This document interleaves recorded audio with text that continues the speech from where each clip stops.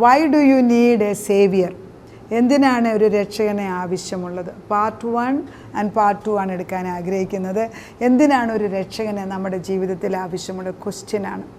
നമ്മൾ യേശുക്രിസ്തുവിനെ കുറിച്ച് പറയുമ്പോൾ നമ്മൾ എന്തിനാണ് യേശുവിനെ തന്നെ ഇപ്പോഴും പറയുന്നത്? എൻ്റെ കൊച്ചുമോൻ ചോദിക്കും, എപ്പോഴാണ് യേശുവിനെ മാത്രം പറഞ്ഞുകൊണ്ടിരിക്കുന്നതെന്ന് ചോദിച്ചാൽ, the sole purpose of our life is to know him.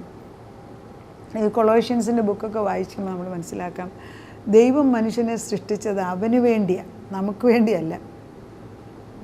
ദൈവത്തിൻ്റെ പ്രമോദം മനുഷ്യ മക്കളോടുകൂടിയാണ്.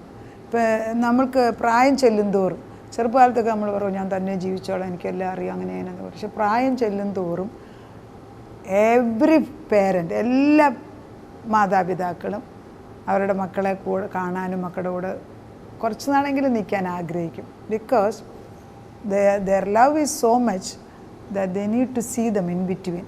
അല്ലെങ്കിൽ എപ്പോഴും കാണുന്ന ഭാഗ്യം അത് സാധിക്കത്തില്ലല്ലോ. എന്ന് പറഞ്ഞതുപോലെ തന്നെയാണ് സൃഷ്ടിച്ചവനായ ദൈവം, പിതാവും പുത്രനും പരിശുദ്ധാത്മാവും ഒന്നാണ്. അവർ 3 പേരും കൂടെ തീരുമാനിച്ച് അവരുടെ രൂപത്തിലും സ്വരൂപത്തിലും സൃഷ്ടിച്ച നമ്മൾ ആ രൂപത്തിൽ നിന്നൊക്കെ അങ്ങ് മാറിപ്പോയി.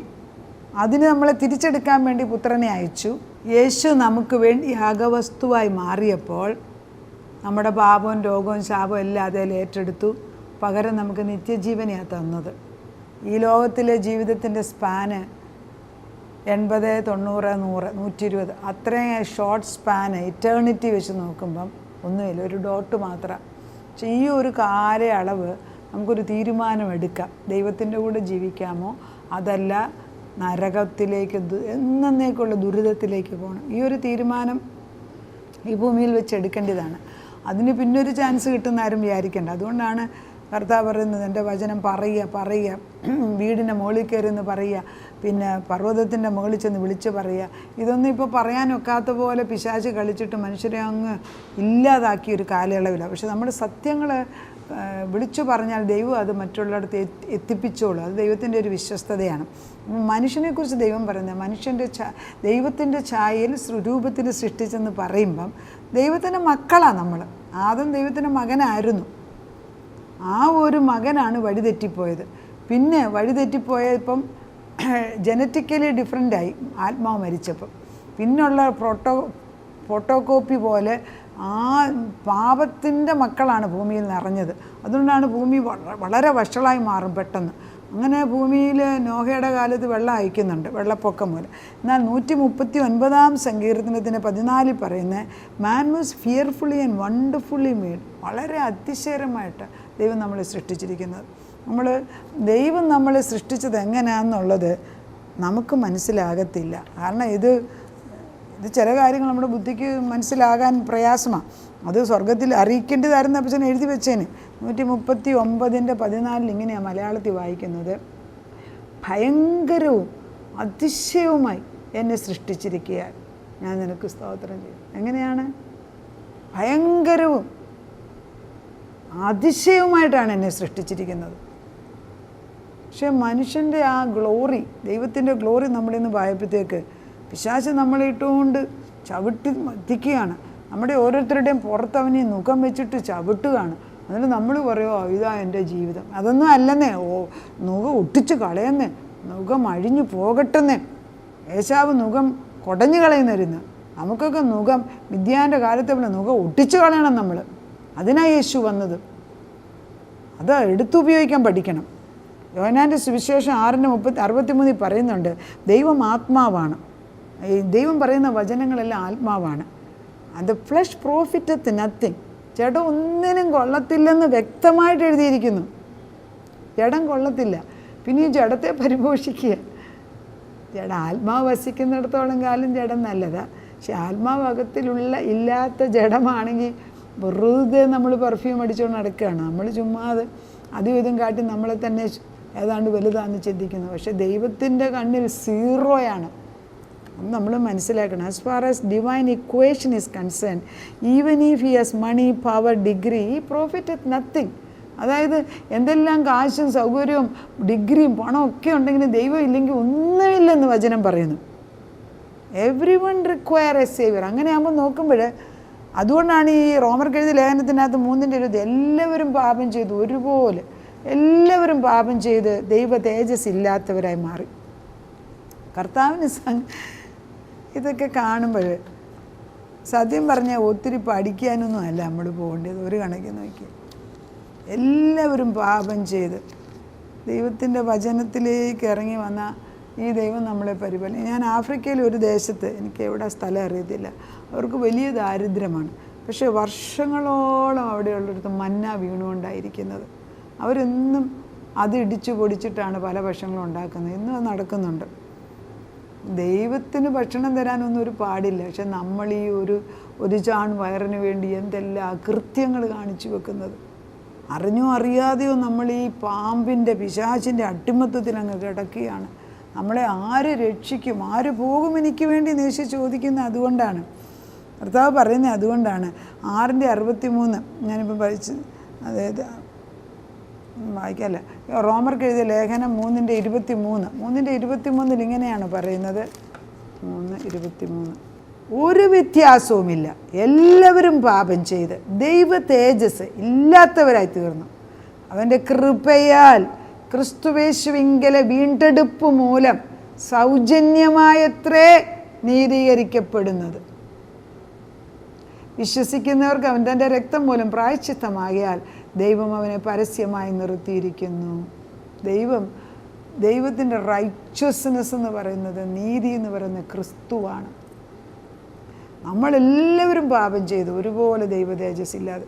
പക്ഷേ അവൻ്റെ കൃപയിലോട്ട് കയറി വരണമെങ്കിൽ വി നീഡ് ടു ബി റൈറ്റ്വസ്. ഈ കൃപ എന്നൊക്കെ പറയുമ്പോൾ ഞാൻ ദൈവത്തിൻ്റെ കൃപയില്ല, കൃപയെന്ന് പറയുന്നത് ഈ സിമ്പിളായിട്ട് എടുക്കരുത്. കൃപയുടെ പുറകിൽ ദൈവത്തിൻ്റെ സാക്രിഫൈസ്, ദൈവം തൻ്റെ പുത്രനായ യേശുവിനെ ക്രൂശെ കയറ്റി അവൻ്റെ അവസാന തുള്ളി രക്തവും തന്നിട്ടാണ് ഈ കൃപ ഒഴുക്കുന്നത്. അത് നമ്മൾ മനസ്സിലാക്കണം. എല്ലാവരും പാപം ചെയ്ത് ദൈവ തേജസ്സില്ല, എന്നാൽ അവൻ്റെ കൃപയാൽ ക്രിസ്തുവേശുവിലെ വീണ്ടെടുപ്പ് മൂലം സൗജന്യമായിട്ട് നീതീകരിക്കപ്പെട്ടിരിക്കുക. നമ്മൾ നീതീകരിക്കപ്പെട്ട മക്കളാണോ? ക്രിസ്തുവിലേ അത് സാധിക്കത്തുള്ളൂ. അപ്പോൾ എന്തിനാ യേശുവിനെ ആവശ്യമുണ്ടെന്ന് ചോദിച്ചാൽ, പാപത്തിൽ കിടക്കുന്ന നമ്മൾ പാപത്തിൽ നിന്ന് വീണ്ടെടുത്ത് നമ്മളെ രക്ഷിക്കുക. അതാണ് നിത്യമായ ജീവനെ തരാൻ നമുക്കൊരു രക്ഷകനെ ആവശ്യമുണ്ട്. അപ്പോൾ പാപപരിഹാരത്തിന് വേണ്ടി ഒരു സേവിയറിനെ ആവശ്യമുണ്ട്. ഈ പാപപരിഹാരത്തിന് വേണ്ടിയാണ് മനുഷ്യനെയും മൃഗങ്ങളെ കൊല്ലുന്നതും പിന്നെ ഓരോ പ്രായശ്ചിത്തം ചെയ്യുന്നതും ദാനധർമ്മം ചെയ്യുന്നതും എല്ലാം ഓരോരുത്തർ പാപപരിഹാരം. ഞാനത് ചെയ്തതിന് പരിഹാരമായിട്ട് അത് ചില ചർച്ചകൾ അങ്ങനെ പഠിപ്പിക്കുന്നുണ്ട്. അത് ശരിയല്ല.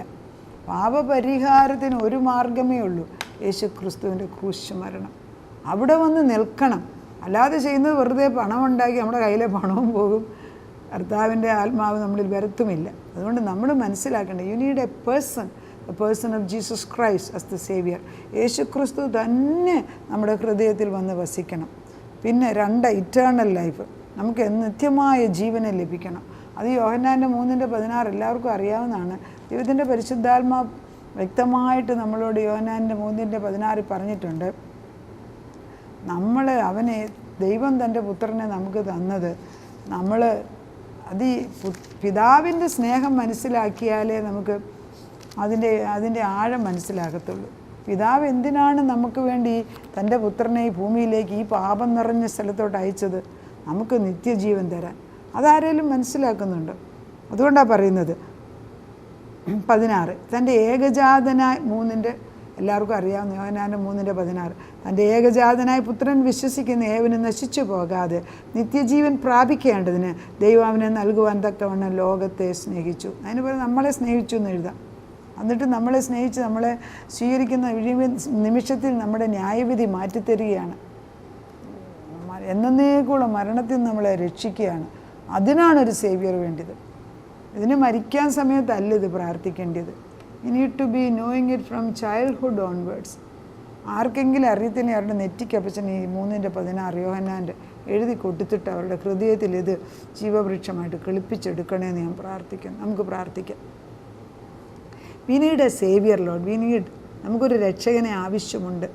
ഒന്ന് കർത്താവേ, ഞങ്ങളുടെ ഈ പാപഭാരം ഇതിങ്ങനെ ഞങ്ങളെ അങ്ങ് വലിച്ച് താഴോട്ട് കൊണ്ടുപോവുക. ഞങ്ങളെ തന്നെയല്ല, ഞങ്ങളുടെ മക്കൾ, ഞങ്ങളൊക്കെ ഇച്ചിരിയൊക്കെ ലിബറേറ്റ് ചെയ്ത് ഞങ്ങളുടെ മക്കൾ ഈ ജീവിത ഭാരത്തിൽ ഓടി നടക്കുന്ന മക്കളുണ്ട്. ആ പ്രായം അവരുടെ ജീവിതത്തിൽ മക്കളെ വളർത്തണം, ജോലി ചെയ്യണം, പിന്നെ ഭാര്യയെ നോക്കണം, ഭാര്യ പറയും ഭർത്താവിനെ നോക്കണം, വീടുണ്ടാക്കണം. ഇതെല്ലാ ഭാരം കൂടെ വരുമ്പോഴത്തേക്ക് അവരുടെ തോളത്തിന് വഹിക്കാൻ വയ്യാത്ത ഭാരമാണ്. They need a saviour load. അവർക്കൊരു രക്ഷകനെ ആവശ്യമുണ്ട്. ഈ യേശു എല്ലാം ചെയ്യുമോ? ചെയ്യും. പരീക്ഷിച്ച് നോക്കട്ടെ. അവൻ്റെ മുൻപേ അവൻ്റെ രാജ്യവും നീതിയും അന്വേഷിക്കുമ്പോൾ ഇതെല്ലാം പുറകെ തരുമെന്ന് വാഗ്ദത്തം ചെയ്ത വിശ്വസ്തനായ ദൈവത്തെ ഉൾക്കൊള്ളട്ടെ. കർത്താവേ, ഞങ്ങൾ ഈ ലോകത്തിലുള്ള ഭാരമെല്ലാം ഇറക്കി വെക്കാനൊന്ന് പഠിപ്പിക്കണം. അന്നന്ന് നിൻ്റെ കൃപയിൽ, ആ കൃപയെന്ന് പറയുന്ന ക്രൂശയിൽ നിന്ന് ഒഴുകുന്ന രക്തമാണ്. ആ വെള്ളവും രക്തവും ഞങ്ങളുടെ മേലോട്ട് ഒഴുകുമ്പം ഭാരമെല്ലാം അഴിയും. എത്രയോ പേര് രോഗികൾ ഈ വചനം കേൾക്കുന്നുണ്ട്. ആ ക്രൂശിൻ്റെ ചുവട്ടിൽ വന്ന് നിന്ന് രോഗസൗഖ്യം വാങ്ങിച്ചെടുക്കട്ടെ. പാപഭാരം അഴിഞ്ഞു പോകട്ടെ. നിത്യമായ രക്ഷയിലോട്ട് കയറി വരട്ടെ. നാഥൻ അത് ചെയ്താട്ടപ്പിച്ച തൻ്റെ ഏകജാതനായ പുത്രനെ ഞങ്ങൾക്ക് വേണ്ടി തന്നത് ഞങ്ങളുടെ പാപവും ശാപവും രോഗവും വേദനയും ഈ ഞങ്ങളിലുള്ള അഴുക്കു സ്വഭാവം എല്ലാം മാറ്റാനല്ലേ? എന്നിട്ട് ഞങ്ങൾക്ക് നിത്യജീവനെ തന്നിൻ്റെ ആത്മാവിനെ നിറച്ച് പുതിയ സൃഷ്ടികളാക്കി സ്വർഗത്തിൻ്റെ മക്കളാക്കി മാറ്റിയതിന് നന്ദി പറയുന്നു. അവിടുന്ന് ഞങ്ങളെ നോക്കി സന്തോഷിക്കുന്നതിന് നന്ദി പറയുന്നു. പക്ഷേ ഈ വചനം ഞങ്ങൾ അടിയങ്ങൾ അയക്കുമ്പോൾ അനേക കുടുംബങ്ങൾ ഇത് വെളിച്ചമായിട്ട് മാറുന്നു. അവിടെ എല്ലാം ജീവവൃക്ഷങ്ങൾ കിളുക്കുന്നു. ഒരു കണ്ടം നിറച്ച് വിത്ത് വന്ന് വീഴുകയാണ്. അതെല്ലാം കിളുത്തിട്ട് അത് പോകേണ്ടിടത്ത് എല്ലാം പോയി അത് കിളിപ്പിച്ചിട്ട് നല്ലൊരു വിളവെടുപ്പ് എടുക്കപ്പച്ച. കണ്ണുനീരോടുകൂടെ വിതയ്ക്കുന്നവൻ ആർപ്പോടെ കൊയ്യും. നിൻ്റെ വിശ്വസ്തതയാണ് ഞങ്ങൾ വിതറുക അപ്പച്ച. കിളിപ്പിക്കേണ്ട ജോലി അപ്പച്ചൻ്റേതാ. ഇവയെല്ലാം നല്ല നിലത്ത് വീഴട്ടെ. 100 മേനി 60 മേനി 30 മേനിയായിട്ട് വർദ്ധിക്കട്ടെ. ഒരു ദുഷ്ടനിതിൽ കയറാതെ സൂക്ഷിക്കണമേ. വേലികെട്ടി തരണമേ. തലമുറകളെ സൂക്ഷിച്ചാട്ടപ്പച്ച. അപ്പച്ചൻ അത് ഏറ്റെടുത്തിരിക്കുന്നതിനാൽ സ്തോത്രം. പ്രാർത്ഥന കേട്ട് ഉത്തരം തന്ന ദൈവത്തിന് നന്ദി. യേശു ക്രിസ്തുവിൻ്റെ പുണ്യനാമത്തിൽ തന്നെ. ആമേൻ.